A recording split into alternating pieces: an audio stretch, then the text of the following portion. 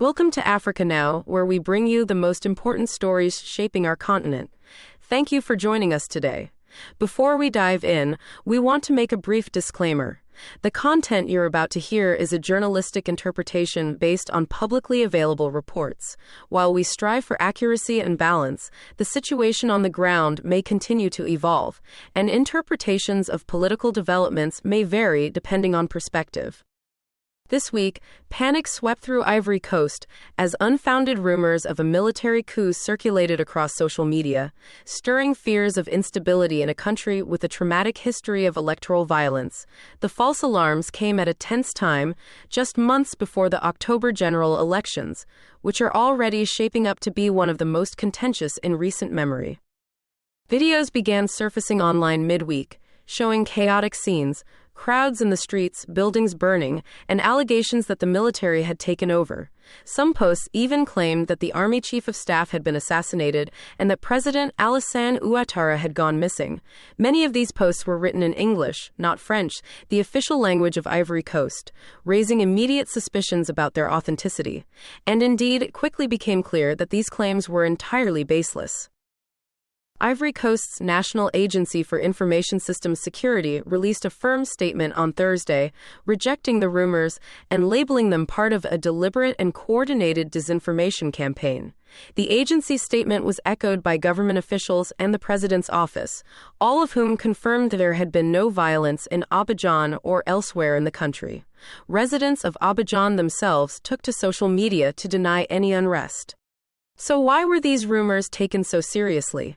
Why was the country so ready to believe it might be teetering on the brink of another political crisis? The answer lies in the deeply unsettled political atmosphere that has only grown more volatile since the controversial disqualification of a leading opposition figure, Tidjane Thiam. Thiam, a former banker and a political heavyweight in his own right, was expected to be a major challenger in the upcoming elections. The nephew of Ivory Coast's first president, the respected Félix Houphouët-Boigny, Thiam was seen as a unifying figure capable of bringing new ideas and attracting international investment. But in April, a court ruled him ineligible to run, citing a technicality, that he had acquired French nationality back in 1987 and only renounced it this February. Too late, the court claimed, to qualify for the 2025 race. Thiam's disqualification has been perceived by many as politically motivated. He argues that the legal framework applied to his case is inconsistent and unfair, pointing out that many Ivorian footballers hold dual nationality without facing legal obstacles. He insists he was born Ivorian and has always considered himself as such. His supporters see the move as a blatant attempt by the ruling party to stifle genuine opposition in the lead-up to a critical election. This backdrop of political exclusion is precisely what makes the public so susceptible to coup rumors. Ivory Coast is no stranger to violent power struggles. The scars of the 2010-2011 post-election crisis remain fresh. At that time, outgoing President Laurent Gbagbo refused to concede defeat to Alassane Ouattara, triggering a civil conflict that left 3,000 people dead and displaced many more. French troops eventually intervened, backing Ouattara's forces in what became a full-blown armed confrontation. Now, with Gbagbo and other prominent opposition leaders barred from the 2025 contest, some due to criminal convictions from the previous crisis, the déjà vu is unsettling. For many Ivorians, this election is beginning to look like a repeat of past tragedies, with old wounds being reopened and democratic options being closed off. Fueling these fears is President Ouattara's continued silence on whether he intends to run for a fourth term. While the Ivorian constitution limits presidents to 2 terms, a 2016 amendment gave Ouattara legal cover to claim a third. That's exactly what he did in 2020, sparking widespread protests and anger at what many saw as a manipulation of constitutional limits. The ruling RHDP party has already nominated him again for 2025, though the president has so far refused to officially confirm his candidacy. Analysts say the RHDP's move is a strategic one, meant to normalize Ouattara's presence on the ballot and test public reaction before making it official. But the ambiguity is breeding tension and mistrust. Many Ivorians feel that the president has overstayed his welcome and that he's using the institutions of the state to keep a grip on power at the expense of democratic legitimacy.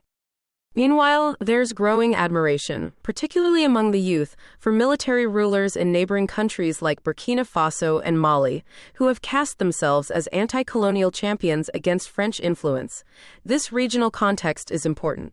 Ouattara's close ties to France, once seen as an asset in stabilizing the economy and attracting investment, are now working against him. Across Francophone Africa, younger generations are demanding sovereignty and fresh leadership. They view long-serving presidents and their foreign patrons with increasing suspicion. Ouattara has his defenders. Under his leadership, Ivory Coast has enjoyed relative economic stability and become something of a regional hub. In 2023, he even welcomed back his former rival Gbagbo, who had lived in exile after his acquittal by the International Criminal Court. That move was seen as a gesture of reconciliation, signaling that the worst days were behind. But in the eyes of critics, these gestures don't go far enough.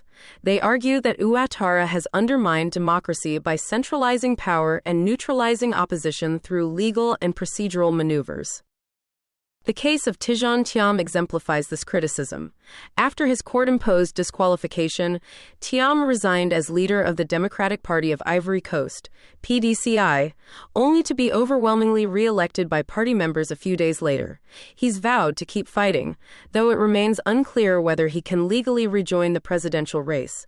If he does, he has promised to reindustrialize the country and steer it away from the CFA franc, the France-backed currency still used across much of West and Central Africa.